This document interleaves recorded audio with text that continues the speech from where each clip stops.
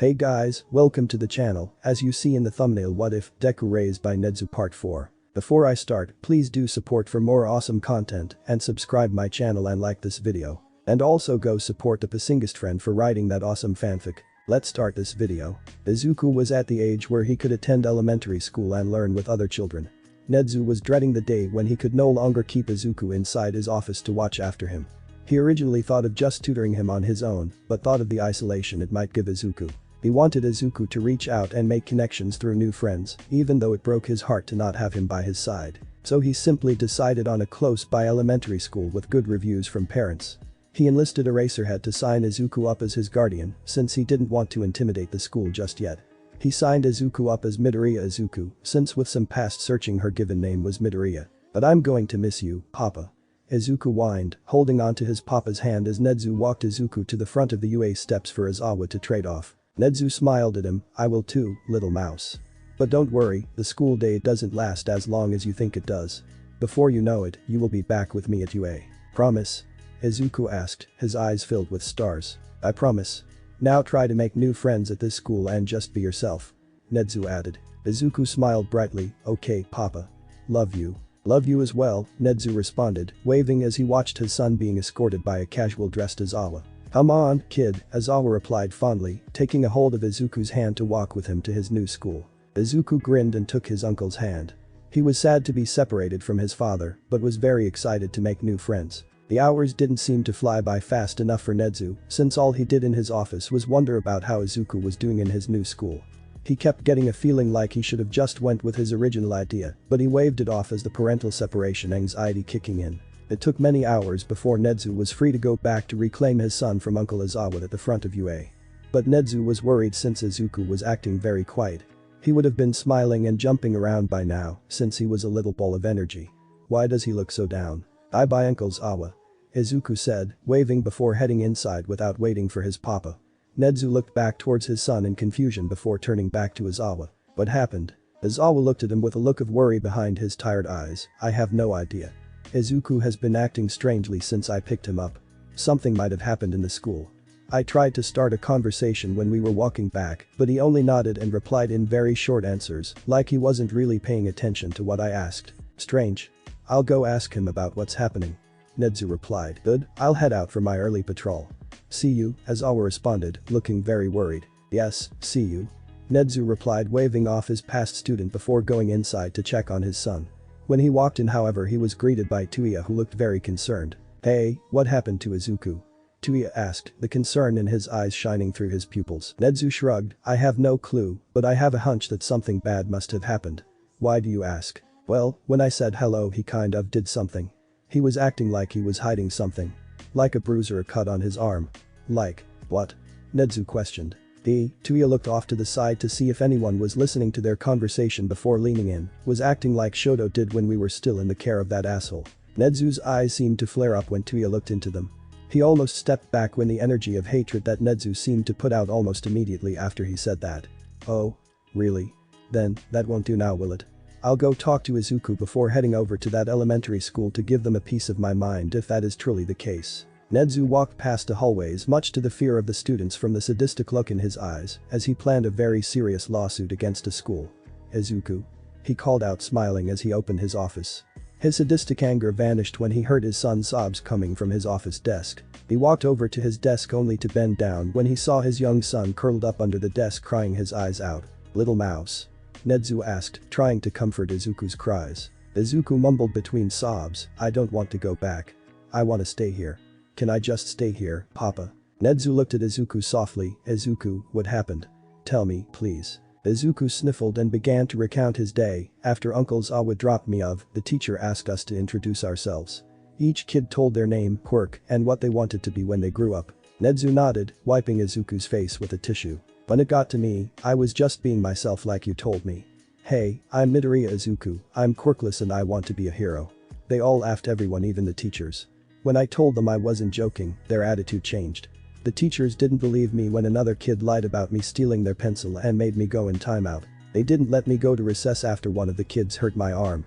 When I tried to tell them that the other kid hurt me, they brushed me off and said I was lying. I wasn't lying.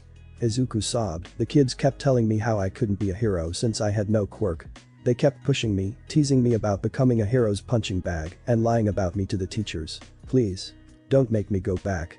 Izuku pleaded. You won't go back ever again to that school. You know why? Nedzu asked his son, who started to calm down from his sniffling. Why? Izuku looked up to his father, who started to smile back at him. I'll just teach you here. Right here in UA. Nedzu explained proudly. Really? Izuku asked excitedly. Yes. You won't ever have to go back to normal high school if you don't want to. And if you do, I will just set you up in the same one Ida is enrolled in, so he can protect you if you wished for when you grow up. Nedzu answered back before Izuku stopped him from saying anything further by hugging onto him. Yay. Papa can't teach me.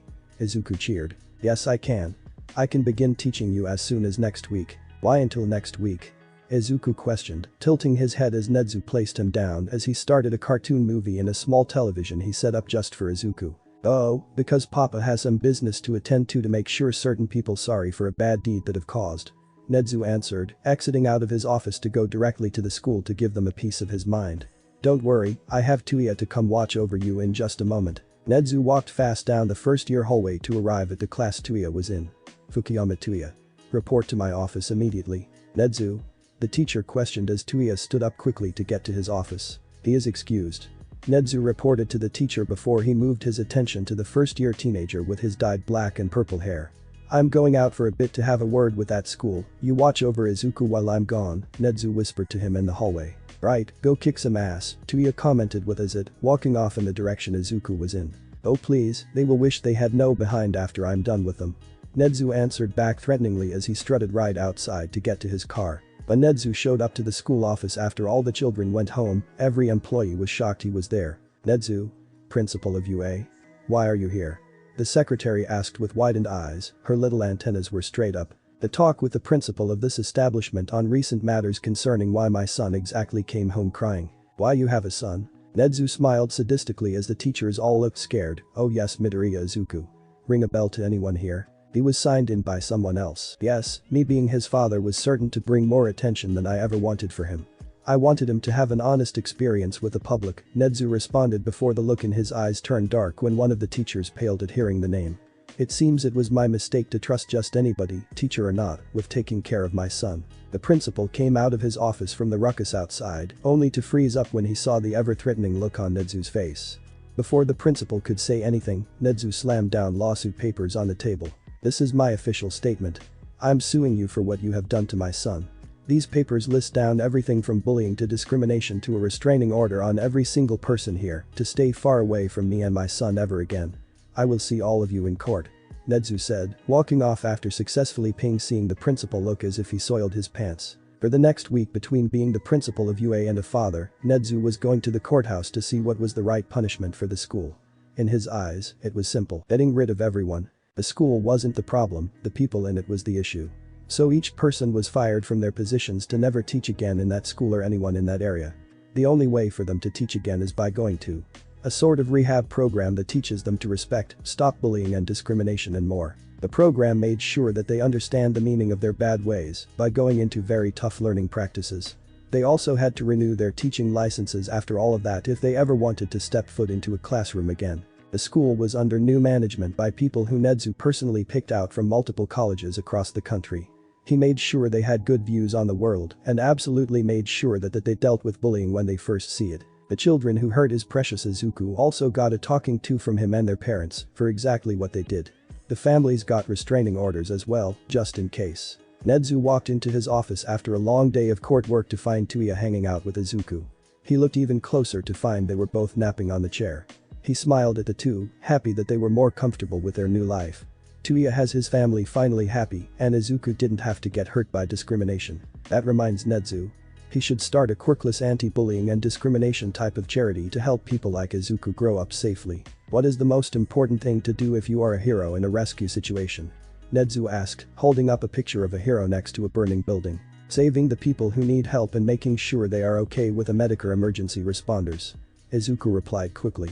Nedzu nodded, correct. Now what is 12 multiplied by 6? 72. Izuku hesitated before answering with a question. Right. Nedzu congratulated before moving on to the next problem. It has only been a few weeks since Nedzu had taken Izuku out of that wretched elementary school and began teaching him in his office and sometimes at home. Nedzu wouldn't have it any other way. Nedzu smiled as Izuku continued his work in his little notebook when Nedzu switched over to his next topic that he thought Izuku would be the most interested in. "So, how do you feel about analyzing some quirks?" Nedzu asked. "Yeah." Izuku looked excited when Nedzu places a composition notebook into his hands. Journal N01 written on the cover. Nedzu grinned as he fixed his tie in the mirror. "Appa." Izuku yelled out in greeting before entering through the open bathroom door. Nedzu looked over and hid his little laugh behind his paw. Izuku was dressed like him. Izuku was wearing a little suit that resembled his uncannily, his fluffy hair was pulled up under his little bear-like ears. He had little gloves on to represent his paws and a short tail sticking out of the bottom end of his trousers. "Hello, little mouse. Are you ready to go?" Nedzu asked. "Yeah." Izuku replied excited. Nedzu ruffled his curly floor before turning back to the doorway. "I was born ready for this." Tuya added, poking his head out to reveal his own look for the night. Tuya decided on being a male version of Sally with his skin covered in green and stitches all around.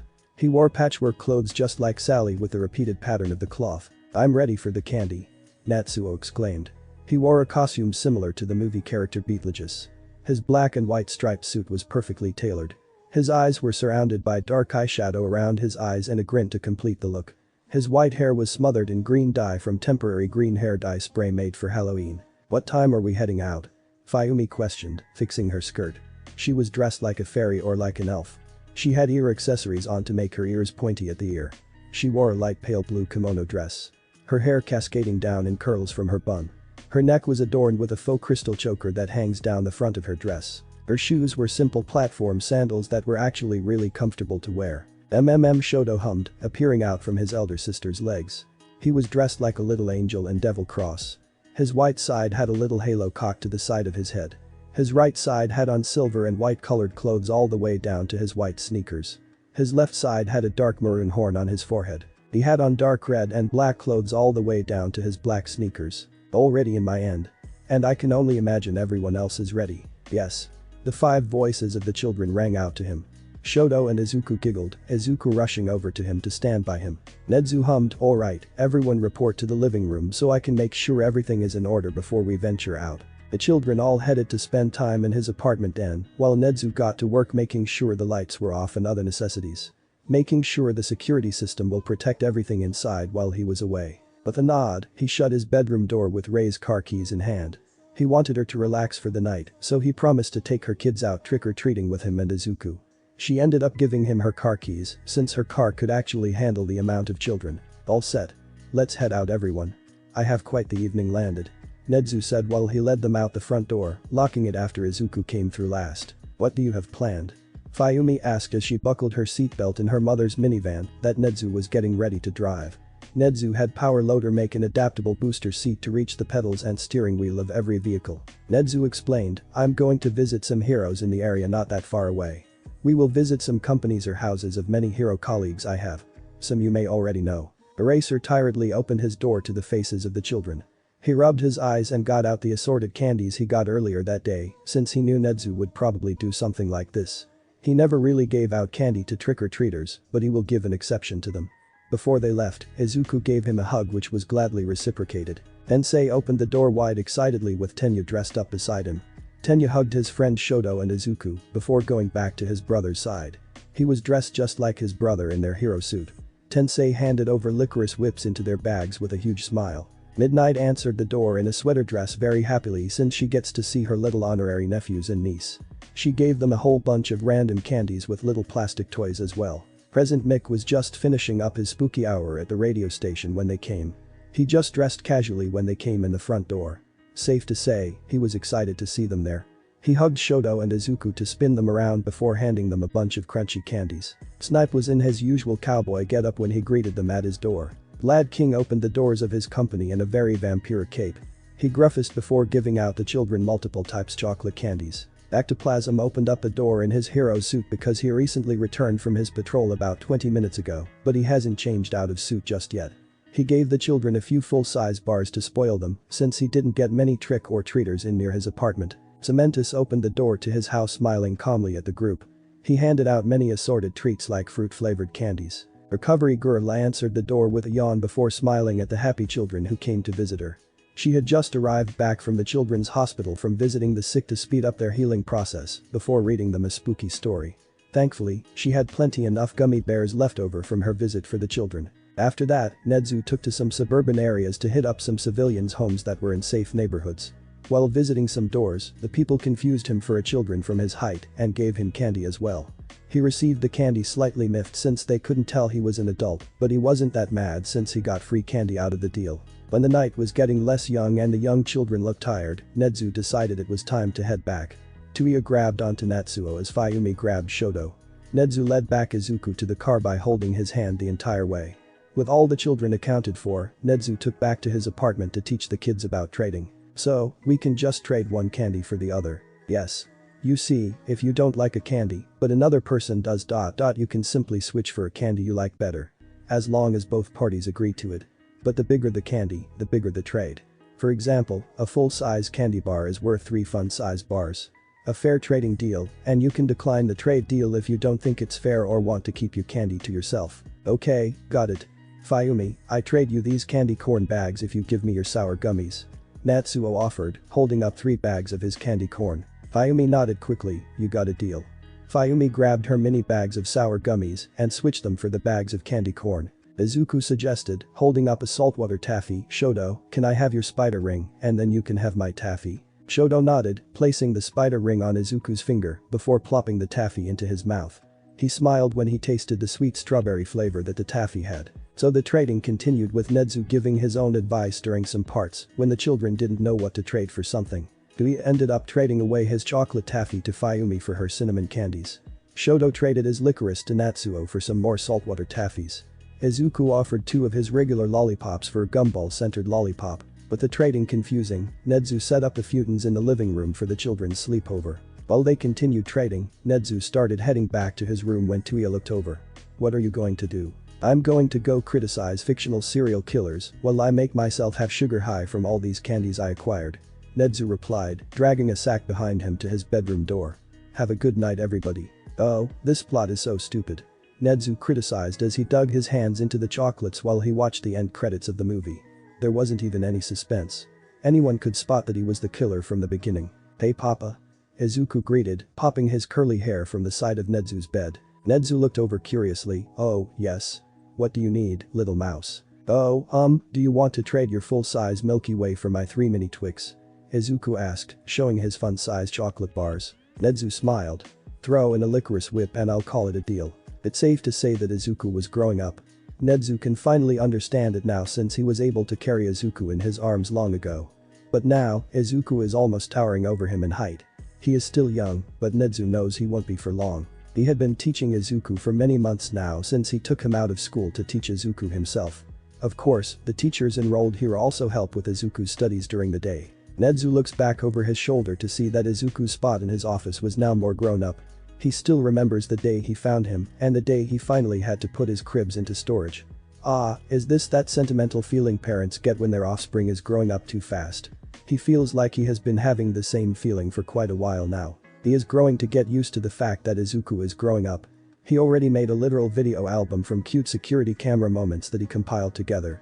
He had the first steps, the actual first words, his own freak out over what he thought were his first words, and much more moments. Then he made an actual picture album with cute photos he took of Izuku over the years. He has up to 5 full albums at this point if his memory is accurate. He started on another now too long ago that has the first few pages filled with the kids in their Halloween costumes. He couldn't wait to fill multiple pages up when Izuku opens his Christmas presents. Speaking of, he should get started early. He heard Izuku's laughter from a few rooms down and smiled fondly. He remembered the times that Izuku personally charmed every single member of his staff. And it wasn't just his staff members.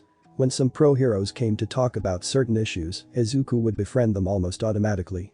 Goodness, those were some good memories. He actually has the moments in his many photo albums. Lunch Rush didn't really expect Nedzu to have a child when he signed up to be the head cook for the cafeteria. He heard many students talk about a little kid that walked with Nedzu around the school with little worksheets in his hand. He couldn't believe it himself when Nedzu walked in with his son behind him after all the students had cleared out. Sir, you didn't tell me you had a son. Lunch Rush stated when he saw the two approach. Nedzu tilted his head, oh. I apologize. It must have slipped my mind. Lunch rush, meet Izuku. Little mouse, meet lunch rush. He is the one in charge of the food served at the cafeteria. Izuku gasped, is he the one who makes the yummy katsudon? Yes, he does, Nedzu replied to his son before turning to Lunch Rush. I gave him your katsudon a while ago, and he loved it very much. I can go ahead and make some more for the little guy if he wants. Lunch Rush offered, tightening his apron. Izuku smiled, you would thank you. Katsudon is my favorite food. What's your favorite food? Lunch Rush smiled as he started to cook the little kid some food as he continued to ramble questions of the pro hero. He did his best to answer all of them, but it was hard since the boy had a tendency to ramble through most of his questions. But once Izuku had tasted his food, Lunch Rush was proud at the grateful smile that Izuku had on his face. The next day, the students watched as their principal sat with his young son in the middle of the cafeteria. They hid their smiles at the cute scene of father and son just eating together with the young boy swinging his legs. Sometimes, Izuku and Nedzu were quoting movies to each other to know if they would get the reference. Of course, Izuku was still young and didn't know the kind of movies that Nedzu watched, so the quotes were more or less picked from the kid-friendly films. But at times when Nedzu wasn't around to play the reference game, Izuku would hum a song he had memorized from one of his favorite movies. In the teacher's lounge, Izuku was humming the song he knew from that one scene with Cinderella cleaning the floors. He was all alone, or so he thought, until he heard a soft voice from one of the cubicles. Oh, sing Sweet Nightingale. Seeing. Izuku pauses his humming to look back at the cubicles. He could almost see a peek of a brown trench coat from the top of one of them. Curious, he jumped down from the office chair he was in to go investigate who it was. Izuku walked over to see Ectoplasm grading the homework from his class.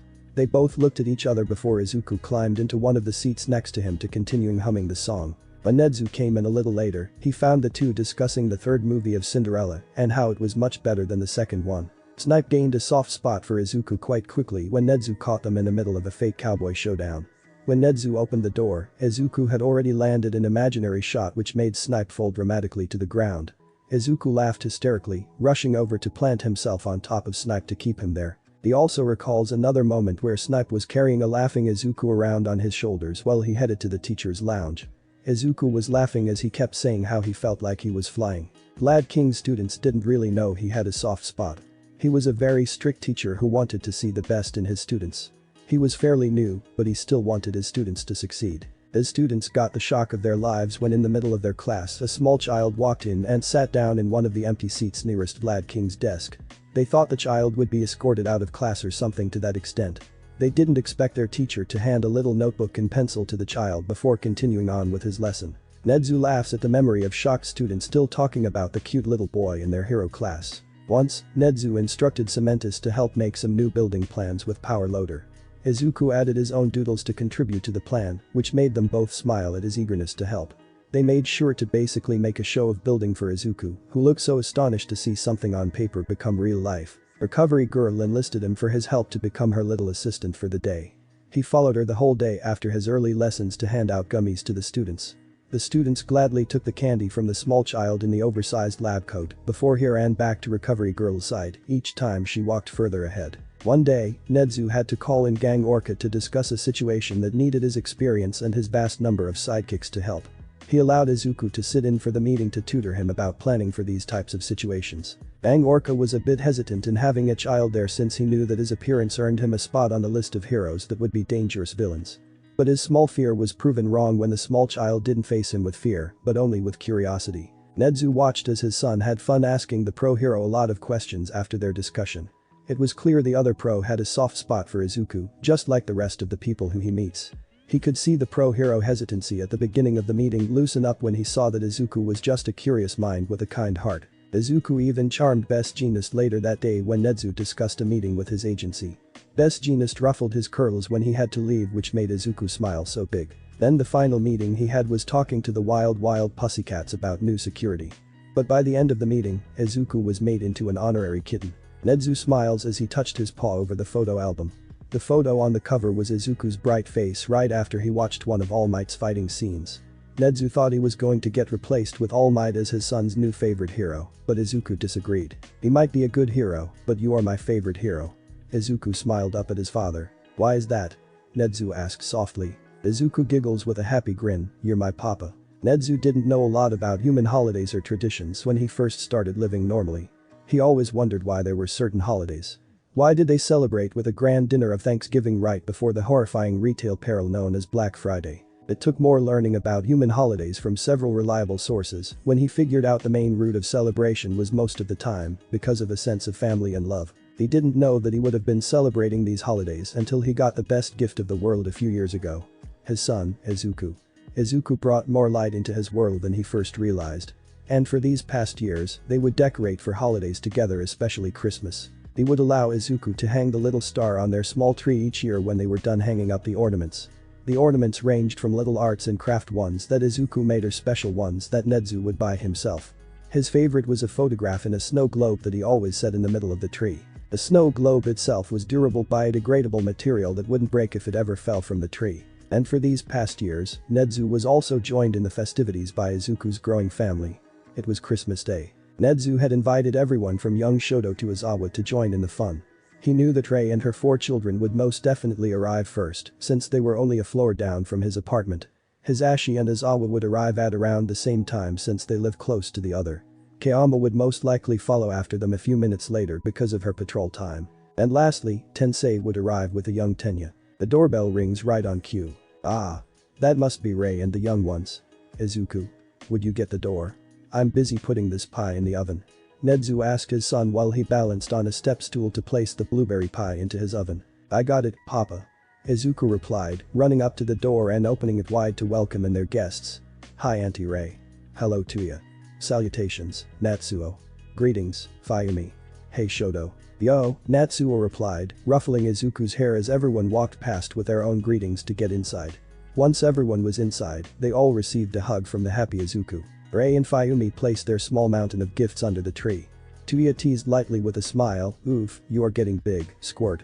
Nope, you are just getting taller. Izuku responded. Nedzu clapped his paws together as he walked up to the group as they set their gifts beside the tree. Now, welcome everyone. I have a pie in the oven that should be ready as soon as the last guest arrives.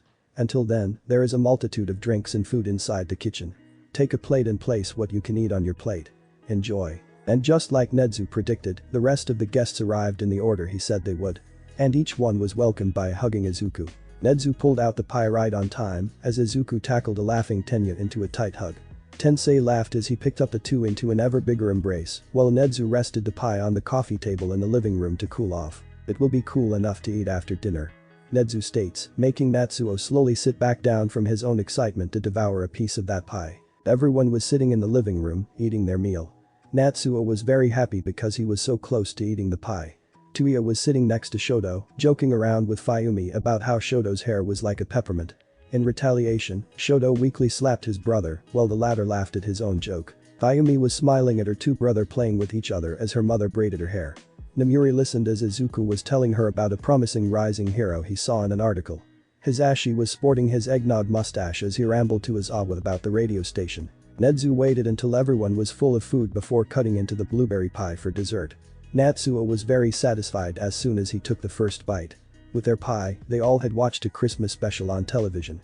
After they finished their dessert and the television special, Nedzu brought everyone over to the tree to open their presents. Rei had been given a lot of homemade gifts from her children, including a sign they had painted themselves of their whole family in stick figures. Namuri had gifted her with an essential oil diffuser. Izawa had given her a soft blue quilt that had many patterns of snowflakes and lace. Hisashi had given her some CDs about relaxation and meditation. Tensei and Tenya had gifted her with multiple candles with all different kinds of scents. Nedzu and Izuku had given her a book of mythology and a book filled with creative poems. Tuya had been given LED strip lights that change color from his mother. He had been given some cozy shorts and sweatpants from Izawa. His siblings had given him a dark blue skateboard. Namuri had given him a set of cologne that smelled like a fireplace and slightly of marshmallows. Hisashi gifted him with a black leather wrap bracelet and a pair of black headphones. Tensei and Tenya has given him a pair of nice running shoes. Nedzu and Izuku gave him a nice leather jacket that had hanging silver chains. Fayumi received a bubble tea kit from her mother. A little jewelry box that had beautiful flowers illustrated on the sides of the wood from Hisashi. A soft white blanket from Izawa. Namuri had given her a box of rainbow sherbet scented bath bombs. Tensei and Tenya had given her a beautiful gemstone necklace. Nedzu and Izuku had gifted her with a scarf that had a map pattern and a beautiful silver bracelet. Her brothers had ended her night with their own gift of a white lace dress that she had her eyes on for a while. Natsuo has been given a happy robot dog from Tensei and Tenya. He was given 2 huge Lego sets from Namuri. His mother gave him a ukulele, and his siblings got him a book of sheet music that he could play on his new instrument. His Ashi gave him a magic kit with a sleek black top hat. Azawa gave him a shark blanket that covered his legs, so it looked like he was being eaten by a cartoon shark. Nedzu and Izuku gave him a few games for his handheld game system. Shoto was given a Cola Odyssey from his mother. His siblings gave him a cape that was like All Might's. Tensei and Tenya gave him a corkboard for him to hang in his bedroom and a soft memory foam pillow. Azawa gave him a fluffy red blanket that was very big, it was big enough to wrap him into a burrito. His Ashi gave him a radio that he got signed by All Might. Namuri gifted him a Squirtle plush with a matching hoodie. Nedzu and Izuku gifted him with a book guide about the elements of the earth like snow or ice being part of water. Tensei had been given an astronomy book by his brother who looked really proud that he bought it himself with his allowance. He was given a huge detailed puzzle from the Fukuyama family that was 100 pieces. His Ashi gave him a dartboard and a board game. Namuri gave him a telescope. Azawa gave him a figure of a vintage knight since his hero suit was based on a knight's armor. Nedzu and Izuku gave him a God lamp that could also portray the constellations on his ceiling. Tenya was given a fast scooter from his older brother who smiled at his brother's excited expression. He was given a remote control drone from Namuri.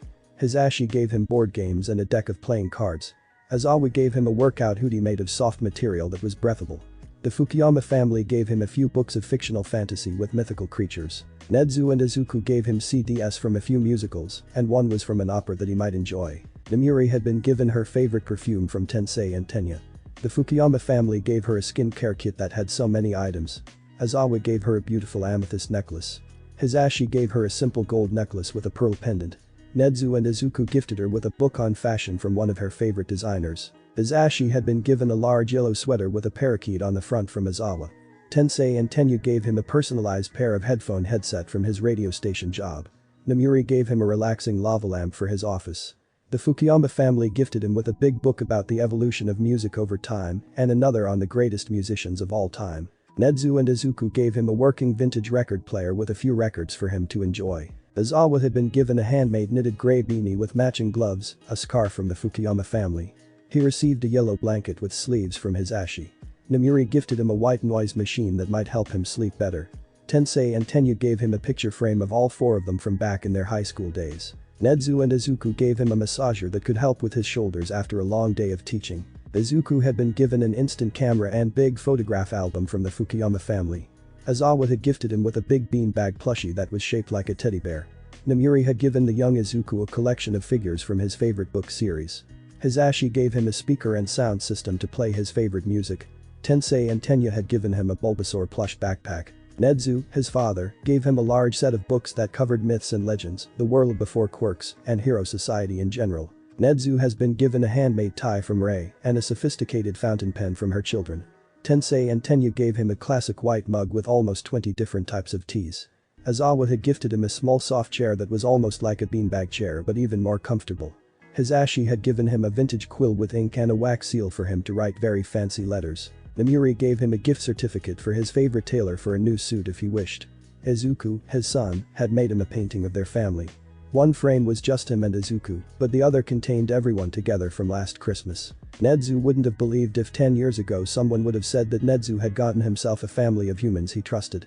He most likely would have lauded in his face before getting back to his principal duties. But now with everyone laughing together and smiling, he still couldn't believe it himself. He somehow gained a family, and it all started with a baby in a basket. Izuku smiled, waving over his father. "Hey papa. Come in a little closer, Tensei is setting up for a photo." "Oh, one moment," Nedzu replied softly, scooting closer to his son on his low couch. He watched as everyone gathered around her on the couch as Tensei set up the camera to flash in 10 seconds. "Okay, it's set," Tensei said loudly, walking fast to squeeze in between his younger brother and Miss Rei. "Quick, everyone say cheese." Nedzu still didn't understand things about humans and their traditions. "Cheese." Everyone yelled as they smiled wide for the camera. But he still had his whole life to learn more. "Yay. Did we get it? I didn't blink, did I?" Izuku asked before widening his eyes as he remembered something. "Oh wait, speaking of cameras, I heard there was this journalist guy that can take photos from any part of his body. Do you think that?" And he still had his whole life to spend time with his son. Nedzu wouldn't say this is the first time he saw small humans attack each other. Oomph. Izuku said as he landed on the ground. "I'm okay, but at least they were doing it under his supervision." Nedzu had started to help safely train Izuku, Shoto and Tenya together. They had just started doing more styles from the basic exercises. And they would slowly work their way up at a steady pace that won't seem forced at all. Nedzu had also enlisted the help from some people he trusted. He had Eraserhead start them on the basis of martial arts, Prism Mick would advise them on more long-range combat, Ingenium would deal with speed, and Midnight would teach them about future support items. Nedzu helped train them in basic before tutoring them on different ways of thinking like a hero. Nedzu had a hand in bringing out certain strategies to the children they could use in their future. As for now, the children had a steady-going pace of training that allowed them to have a bit of fun with it. Tenya. Catch. Shoto called as he shot a ball high into the sky before running down the track to see how far he could go before Tenya came back with the ball. Got it.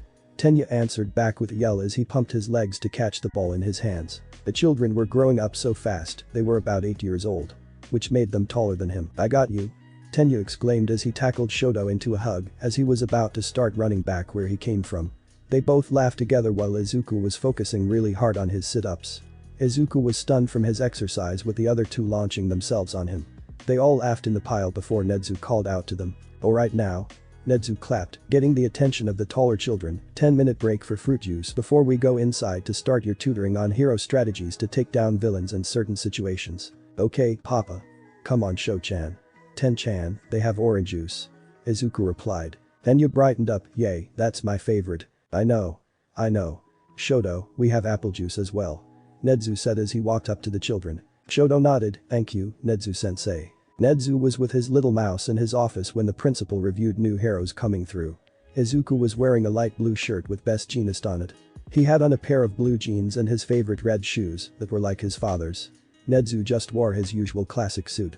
Nedzu even saw some new of a vigilante that considered himself to be a janitor hero that cleans up the bad guys. The video showed a dark figure with a dirty mop in his hands. I have cleaned up after a fraternity's chili party, followed by a Haribo gummy bear challenge. I do not fear death. And then they proceed to, pardon the pun, clean another's clock. Probably also tossing in a line about time to take out the trash. Before Nedzu switched the article. The trash man apparently was his name. He might look more into it after Recovery Girl reported to him the news about the number 1 hero's condition. All Might had just gone under extensive surgery from a huge villain fight not that long ago. Night Eye had stayed by his side through the hospital visits to make sure he makes it through. Gran Torino also stayed by to check on All Might's condition. His office phone rang. Hello Recovery Girl. Nedzu answered cheerfully. Principal Nedzu, could you please come to the hospital wing? All Might is being a bit difficult. Alrighty. I'll be on my way then. Nedzu answered back before hanging up his phone. Izuku, we are going on a ride. Nedzu arrived quickly to the hospital with his son next to him in the passenger seat. It took a few moments to get out of the car before they both walked into the hospital to find out where All Might was to deal with the situation. Sooner than later, Nedzu walked with his son silently towards 4 figures further down the hallway. That's truly reckless, All Might. You should retire. Night Eye said as he stood still a bit away from his partner. If they are Watingi have to go, All Might said, hanging onto the wall. If you keep being a hero in that body for so long, it will just make everyone suffer. Sir Night Eye looked at All Might pleadingly, you can just have a good rest on a nice bed. Find someone. All Might looked sadder, I can't even if All for One is gone, someone will replace him soon enough. I understand your theory about being the symbol of peace.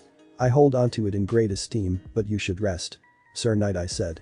If you continue like this, then I can't support you. Didn't I tell you that you didn't have to use your quirk on me? All Might almost mumbled as he faced his sidekick. I'm here because I wanted to do something to help you. All Might. Sir Night Eye yelled, if you continue, you will face an unspeakably gruesome death against a fearsome villain. I have to keep going to protect them. All Might argued before coughing, leaning his shoulder against the wall. All Might? Izuku's small voice asked, bringing the taller adult's attention towards him. Everyone's eyes widened except Recovery Girl's since she suspected that Nedzu might do something like this. The child? Night Eye asked with his eyes widened at the small boy. I figured despite your condition, you needed to hear from the young children that you are protecting. Meet me little mouse, Izuku. Nedzu introduced, extending a paw towards his young son that was taller than him. Why would you? Gran Torino asked before Recovery Girl put her arm out to stop him from approaching the scene. Watch. Recovery Girl ordered. Izuku approached the leaning hero, All Might-san. Yes. All Might answered back, trying to smile despite his pain. Izuku replied with an honest smile, you don't have to keep pretending you are okay. It's okay to be human at times instead of the symbol of peace for others. But I need to keep going for everyone. All Might responded back. Izuku shook his head, I'm saying that you have support behind you. You have to rest even though you don't want to retire. At least, cut down on the hero work so you can take care of yourself better. Everybody needs to rest sometimes, even you. But evil never rests. All Might agreed. Izuku shook his head. Other heroes can take care of the evil while you are taking care of your health. Let yourself rest first. You don't have to do everything. Please, All Might. You don't have to save everyone, you are above else human. Humans need support through their allies and, alright. I will take some rest. All Might agreed. It's a much needed rest. Sir Knight, I whispered. And? Izuku asked with a raised brow. All Might mumbled and cut down on my hero work hours. Good. Glad we can come to an agreement. Izuku said proudly. Knight, I interjected, but if he doesn't retire soon, who says we can't change the future? Sir, please provide the support he needs. Izuku smiled up at him. Sir Knight, I sighed as he fixed his glasses. I will continue as long as he doesn't push himself harder than he needs to. And make sure to tell Recovery Girl if he is ruining his diet. She will set him straight. Izuku happily added. Damn Skippy. Recovery Girl softly confirmed. Nedzu clapped while Gran Torino looked shocked. Recovery Girl patted Gran Torino's back as Nedzu stepped forward with a grin. Understood. If that happens, I will just send over Izuku to deal with it personally.